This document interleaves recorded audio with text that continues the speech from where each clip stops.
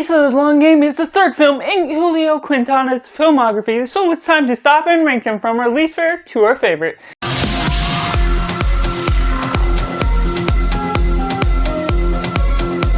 Hey everyone, welcome to Cinema, where we focus on a film. I'm Josh, this is Simply Cinema. Let me know down in the comments below how you would rank Julio Quintana's film, and if you like him as a director, or they just don't personally connect with you. And just let's share this film culture community all together. Like this video and subscribe if you enjoy it, so we can join and build this film culture community as a whole. And going in last place, we have The Vessel. Now this film isn't particularly bad, but it is very up to interpretation how you receive the message, and the way they explore grief is done quite well. But for me personally, I don't particularly connect with the way it is portrayed. There's certain things where it is a bit slow. It is quick in its runtime duration and for how I feel about it, but unfortunately some of the way the messaging is portrayed, how things flow out, how some of the acting is done is a little bit too plain for me and doesn't hit in all the right notes.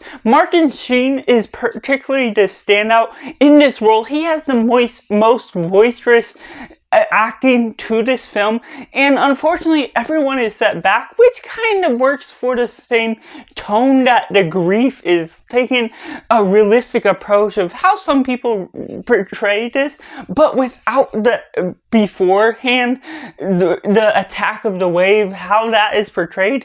It feels harder to connect with how these people are portraying and how they are recovering, when a lot of the recovery is resolved a little bit too quickly. And coming in number 2, we have The Long Game, one that is very much something I knew what to get expecting going into the film, and just what you get out of it. It is a golf game, so it's not particularly the most entertaining in some ways, but it still finds a way to craft something that's really good. The sweeping motion of the camera is really compelling, but there's some scenes where the camera is a bit too close to the characters and always feels like it needs to be moving, which in the close-up shots and conversation really ruins some moments of the conversation, how you're feeling while it's shaking about. And while it's still good and feels professional in some ways, certain characters are compelling enough for the motive that you're going into. Overall, it does have some missteps along the way, while also having a sense of familiarity to the genre. And coming at number 1, we have Blue Miracle. Now this takes fishing to an entertaining level where it's not the most compelling, and it has that feel that you know what you're going into the movie, just like the last film I mentioned.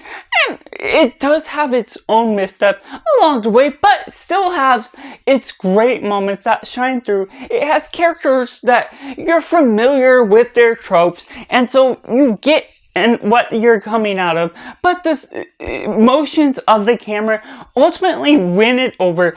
Doesn't have as much missteps with how the camera work is done, how the cinematography, the blue sky versus the blue screen is really compelling, just the visual appeal to the matter.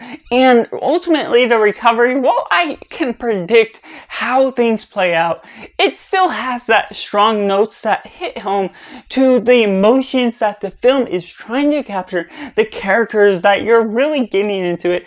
And Dennis Quaid is familiar with all of the films he's been getting into recently. They all have the same general appeal based on a true story, but still it wins me over because of how the nature of the film flows, and generally just enjoying the nature of familiarity with some of the ideas that this film covers. So that's just my ranking of all 3 Julio Quintana's films, from my least favorite to my favorite. Let me know down in the comments below what you think of the director and his films, and what director you would like to see me cover next on this channel as we talk about movies each and every day.